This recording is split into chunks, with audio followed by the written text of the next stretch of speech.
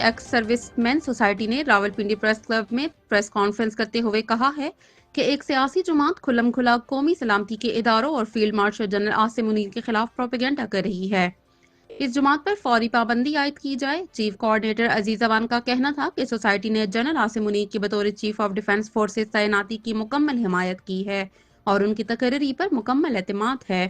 انہوں نے کہا کہ فیلڈ مارشل کے خلاف منفی مہم دراصل دشمن ممالک ایجنڈے کو تقویت دے رہی ہے۔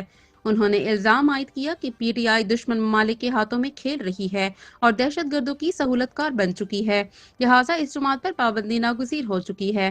ان کا کہنا تھا کہ اگر اس جماعت کو حکومت مل جائے تو یہی لوگ فیلڈ مارشل کی تعریفیں شروع کر دیں گے۔ عزیز ایوان نے کہا کہ 9 مئی واقعات کے تمام مقدمات کا جلد فیصلہ کیا جائے اور بانی پی ٹی آئی کو اس واقعے میں سخت سزا دی جائے۔ ان کی ذہنی حالت پر بھی سوال اٹھ چکے ہیں۔ ایکس سروس مین سوسائٹی نے مطالبہ کیا کہ بیرون ملک بیٹھ کر اداروں کے خلاف پروپیگنڈا کرنے والوں کو وطن واپس لایا جائے اور پاکستان کے خلاف بیانیہ پھیلانے کا سلسلہ بند ہونا چاہیے۔ صدر ex servicemen society Pakistan general retire Abdul Qayyum کا کہنا تھا کہ ملک میں استحکام کے لیے اتحاد کی ضرورت ہے۔ افواج پاکستان کی اصل طاقت عوام ہے۔ ان کا کہنا تھا کہ بھارت کے ساتھ جنگ میں پاکستان نے ایسا سبق سکھایا جو پوری مسلم امہ کے لیے حوصلے کا باعث ہے۔